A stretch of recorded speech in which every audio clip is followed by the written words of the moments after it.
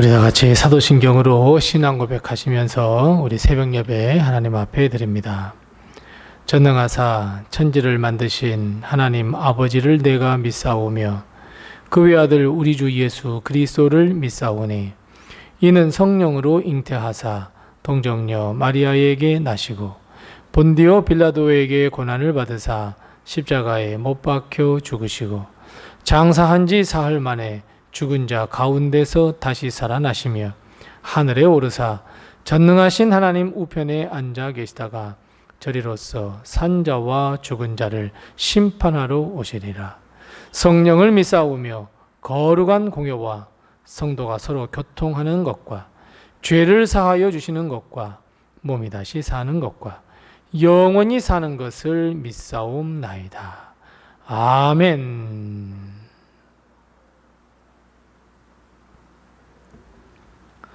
찬송가 500장 우리 함께 같이 찬송합니다. 찬송가 500장입니다. 찬송가 500장 우리 함께 같이 찬송합니다. 물 위에 생명줄 던지어라 누가 저 형제를 구원하랴 우리의 가까운 형제이니 이 생명줄 그 누가 던지려나 생명줄 던져 생명줄 던져 물속에 빠져간다 생명줄 던져 생명줄 던져 지금 곧 건지어라 너 빨리 생명줄 던지어라 형제여 너 어찌 지체하나 보아라 저 형제 빠져간다 이 구조선 타고서 속히 가라 생명줄 던져 생명줄 던져 물속에 빠져간다 생명줄 던져 생명줄 던져 지금 곧 건지어라 너 어서 생명줄 던지어라 저 형제 지쳐서 허덕인다 시험과 근심의 거센 풍파 저 형제를 휩쓸어 몰아간다 생명줄 던져 생명줄 던져 물속에 빠져간다 생명줄 던져 생명줄 던져 지금 곧 건지어라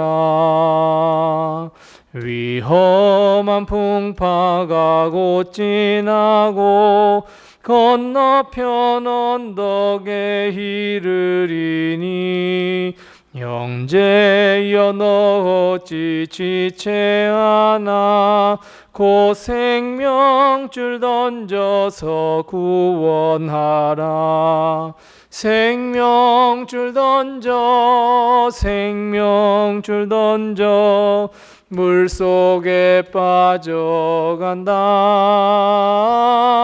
생명줄 던져 생명줄 던져 지금 곧 건지어라 아멘.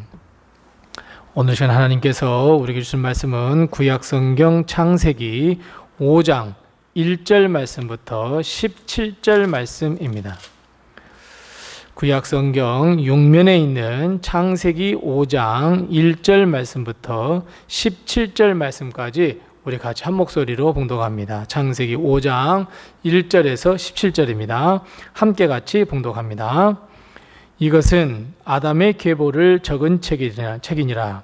하나님이 사람을 창조하실 때에 하나님의 모양대로 지으시되 남자와 여자를 창조하셨고 그들이 창조되던 날에 하나님이 그들에게 복을 주시고 그들의 이름을 사람이라 일컬으셨더라. 아담은 130세에 자기의 모양 곧 자기의 형상과 같은 아들을 낳아 이름을 셋이라 하였고 아담은 셋을 낳은 후 800년을 지내며 자녀들을 낳았으며 그는 930세를 살고 죽었더라. 셋은 105세에 에노스를 낳았고 에노스를 낳은 후 807년을 지내며 자녀들을 낳았으며 그는 912세를 살고 죽었더라. 에노스는 90세에 게난을 낳았고 게난을 낳은 후 815년을 지내며 자녀들을 낳았으며 그는 905세를 살고 죽었더라. 게난은 70세에 마할랄렐을 낳았고 마할랄렐은 낳은 후 840년을 지내며 자녀들을 낳았으며 그는 910세를 살고 죽었더라. 마할랄렐은 65세에 야렛을 낳았고 야렛을 낳은 후 830년을 지내며 자녀를 낳았으며 그는 895세를 살고 죽었더라. 아멘. 오늘도 하나님의 큰 축복과 은혜가 우리 교회와 또 하나님의 또 가정 위에 늘 함께 하시기를 바랍니다. 가인과 셋의 간략한 계보, 자기 자신만을 위한 사람의 계보와 하나님의 이름을 부르며 하나님의 영광을 위한 이 믿음의 계보를 비교하여 말씀하신 후에 하나님은 5장에 본격적으로 아담의 계보가 이렇다, 아담의 계보를 적은 책이다 라고 밝히면서 아담 이후의 족보를 우리에게 말씀해 주고 있습니다. 우리가 잘 아시는 대로 성경에는 족보가 몇 번 등장합니다. 오늘 창세기 5장의 족보, 그리고 역대상에 등장하는 족보, 그리고 마태복음과 누가복음에 등장하는 족보, 이렇게 4번의 족보가 성경에는 나옵니다. 그런데 이 4개의 족보는 각각 저마다 다른 특징이 있고 목표가 있습니다. 그냥 족보를 그냥 펼쳐놓은 것이 아닙니다. 마태복음의 족보는 예수 그리스도가 왕이심을 나타나기 위해서, 즉 아브라함과 다윗의 자손 예수 그리스도의 세계라 라고 하면서 아브라함과 다윗의 자손이라는 것에 치중한 족보이며, 누가복음은 상향식으로 되어 있고 예수님은 하나님이 예비하신 만왕의 왕이시고 모든 이들의 구주가 되신다. 그리고 예수님은 이방 사람들에게까지 구주가 되신다라는 것을 보여주시기 위하여 누가복음의 족보를 등장시키고 있고, 역대상의 족보는 초점이 다윗에게 맞춰져 있어서 다윗이 왕이 됨, 다윗 왕가에 초점을 맞춘 족보가 기록되어 있습니다.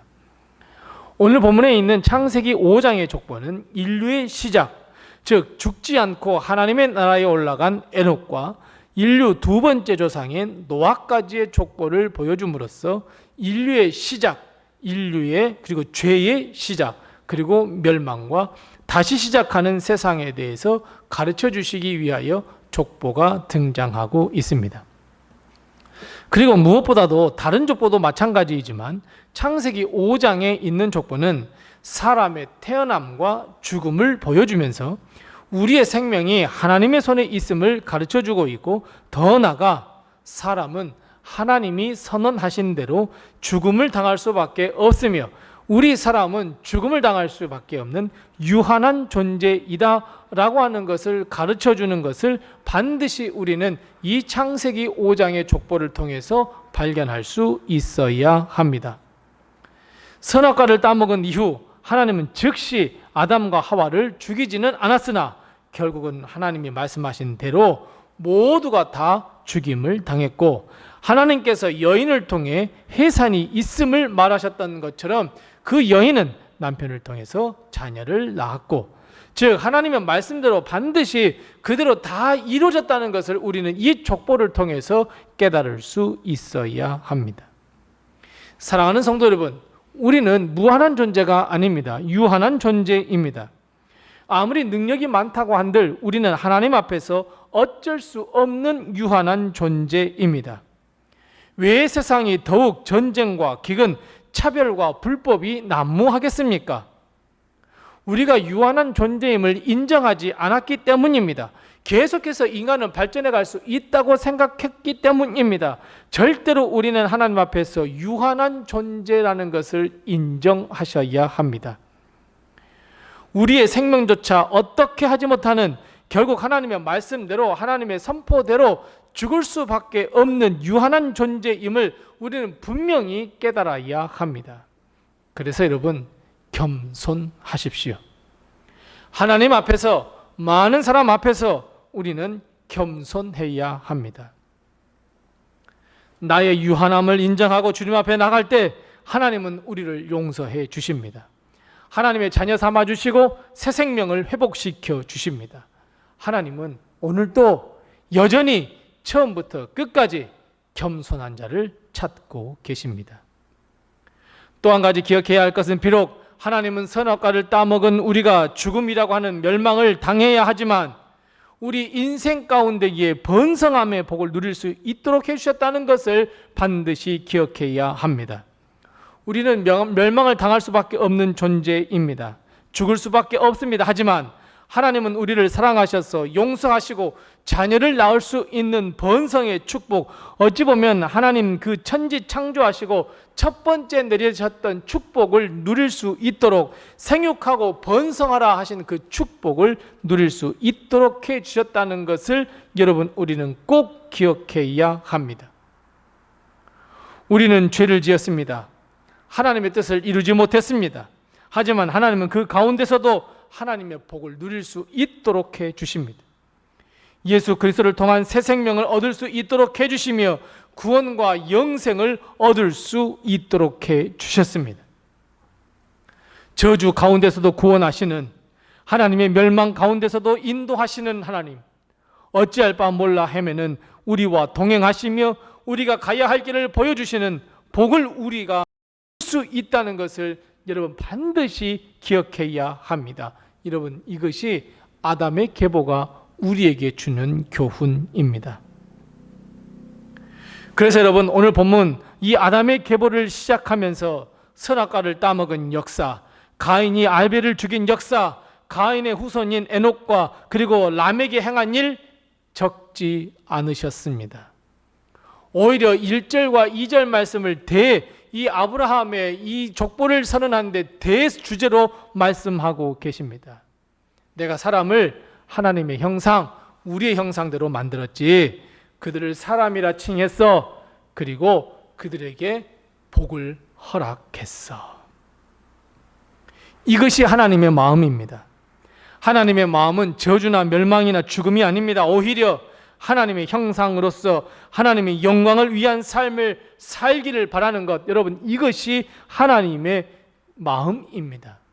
우리가 하나님의 뜻대로 살 때 하나님은 은혜를 베풀어 주시며 축복을 베풀어 주시는 것, 여러분, 이것이 하나님의 진짜 마음입니다. 하나님의 마음은 생명에 있지 죽음에 있지 않습니다. 사랑하는 성도 여러분, 예수 그리스도를 통해 하나님이 주시고자 하시는 복을 충분히 누리시기 바랍니다. 하나님의 은혜의 선물을 충분히 누리시기 바랍니다. 하나님이 우리에게 주시고자 하시는 그 축복을 풍성하게 누리시기 바랍니다. 예수 그리스도를 통해 주시는 풍성한 은혜와 생명, 구원과 영생, 그리고 이 땅을 살아가는 동안 번성의 복을 받는 우리 성도들이 다 되시기 바랍니다. 믿으시기 바랍니다. 하나님의 마음을 깨달으시기 바랍니다. 그래서 그 하나님의 축복을 얻기 위하여 기도하시기 바랍니다. 하나님은 우리에게 새 생명을 주시고 다시 하나님의 백성으로 이 땅에 살아가기를 원하십니다. 이것이 하나님께 영광이 되는 일입니다. 우리는 역사, 아니 흐르는 시간 앞에서 매우 유한한 존재입니다. 죽음을 넘어설 수 없는 존재들입니다. 죄로부터 자유를 얻을 수 있는 자가 아닙니다. 하나님의 멸망의 시계 앞에 주저앉을 수밖에 없는 나약하고 힘없는 존재입니다. 하지만 우리에게는 예수 그리스도가 있습니다. 우리를 변호하시는 유일하신 중보자 예수 그리스도, 그리고 그 예수 그리스도의 이름의 권능을 우리에게 주셨다 말씀하고 있습니다. 우리는 예수 그리스도의 이름을 믿음으로 멸망과 죽음, 그 유한함을 넘어서서 하나님의 영광을 위한 삶으로 변화받을 수 있다는 것을 꼭 믿으시기 바랍니다. 사랑하는 성도 여러분, 다시 한번 예수 그리스도의 이름으로 승리하며 예수 그리스도의 이름으로 전진하며 세상에 죽어가는 모든 영혼들에게 예수 그리스도의 이름, 살 수 있는 이름을 그들에게 전해주시기 바랍니다. 주님이 주시는 참된 평안, 소망, 믿음을 가지고 오늘 하루도 우리 승리해 가십시다. 예수 안에 있는 축복과 은혜를 누리시며 하나님이 주시는 놀라운 살아있는 소망을 갖고 살아가는 복된 모든 인생들이 다 되시기 바랍니다. 기도하겠습니다. 우리 기도할 때 두 가지를 먼저 기도합니다. 첫 번째 기도할 것은 죽음과 멸망, 저주가 아닌 새 생명을 누리는 하나님의 백성이 되게 해 주시옵소서. 우리 함께 같이 기도합니다. 두 번째 기도할 것은 하나님이 우리에게 주신 귀한 사명을 잘 감당하여 하나님의 복을 누리게 해 주옵소서. 함께 같이 기도하시고 아울러 기도할 것은 전도 대상자의 이름을 부르며 하나님, 우리 이번 추수감사 주일에는 반드시 함께 나와 예배드릴 수 있도록 해달라고 간절한 마음으로 우리 함께 같이 기도하겠습니다. 그리고 내게 허락하신 기도의 제목을 하나님 앞에 기도하겠습니다.